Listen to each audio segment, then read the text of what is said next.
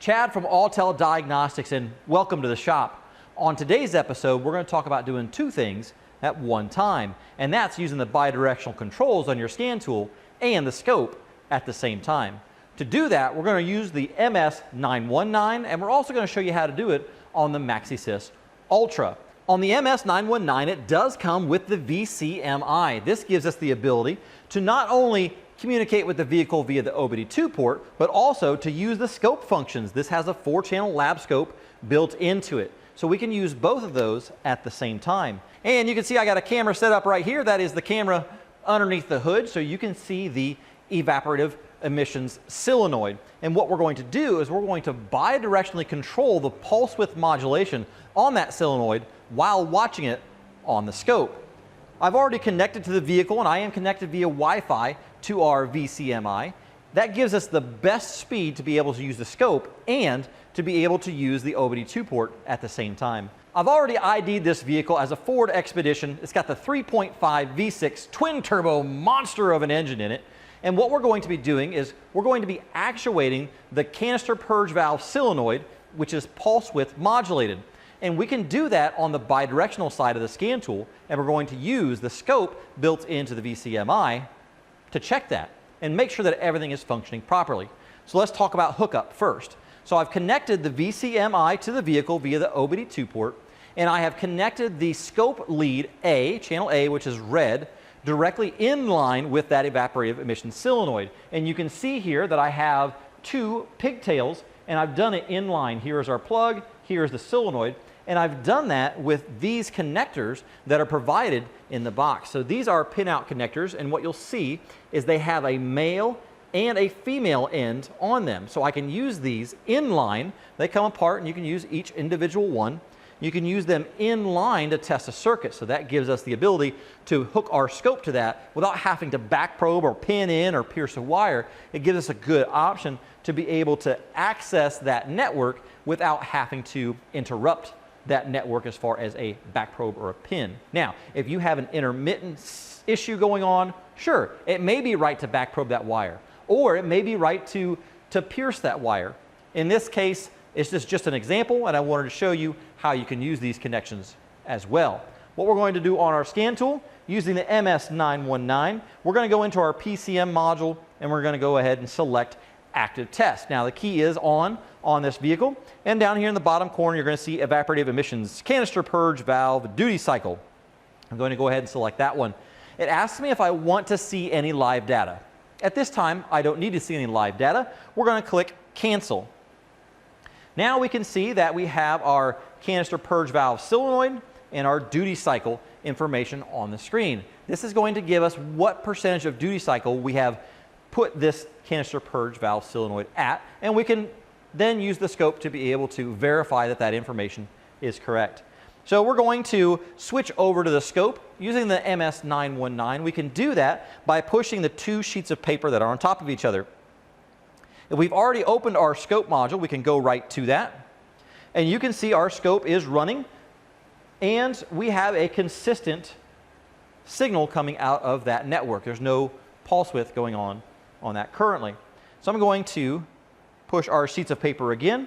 I'm going to go back into our duty cycle, and I'm going to increase that to 50%. I can select our sheets of paper, go back to our scope, and you can see now that we have a duty cycle going across our scope. If we want to trigger off that and pause it, we can. We can pull our trigger up here, and that will trigger off of the trace as it goes across the screen to hold it steady for us. If we want to adjust our time base to be able to see more or less of that, there's a button down here at the bottom. We can select that and change how many milliseconds we are seeing on the screen. And now you can see a lot more data all at one time. If you want to pause that, you can by pushing the stop button up here at the top. And then we can go a screen back to be able to see all that information on that screen. And from there, we can zoom in and see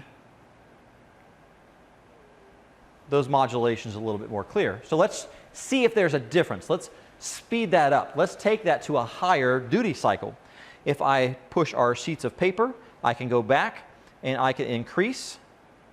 Let's go to 90%. And then I can take our sheets of paper again, go back to our scope. And as it resets, we'll push the play button here. And there is our 90% duty cycle. So you can see that both will run at the same time, but you just have to switch between screens to be able to do that.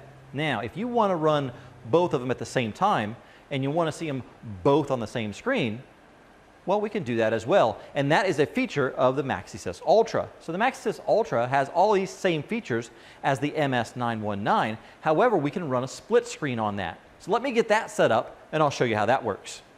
Now, I have the MaxiSYS Ultra set up to the same place that we were just at. I've selected the evaporative emissions canister purge valve solenoid, and I have it set on duty cycle. And actually, I've connected to the same VCMI, so I didn't have to reset and rehook everything, just making it that much easier. Now, let's get the scope set up. I didn't show you that on the 919, but I'll show you how we do that on the Ultra. So what I can do is I can select split screen, which is the pause button down here at the bottom. We can select measurement and turn on the oscilloscope. Now you can see that both sides of the tool are running at the same time. We have the bidirectional control of the active test over here, and we have the scope setting up on this side. Now you can see that we have our 8-volt reference that we had going on before, so that's the voltage going from that computer to the canister purge valve solenoid, and we're going to increase that. We increase it to 10%, and there is our duty cycle right there on the screen. I have it set at 50 milliseconds per division to be able to see the most information on that display. Let's go ahead and increase this to 50%. And you can see every time that I increase that, that gap gets a little bit bigger and a little bit bigger. Now, if you were over here on the vehicle side, you could actually feel that clicking and ticking. And as I go faster and faster, duty cycle increases. We're going to go all the way up to 90.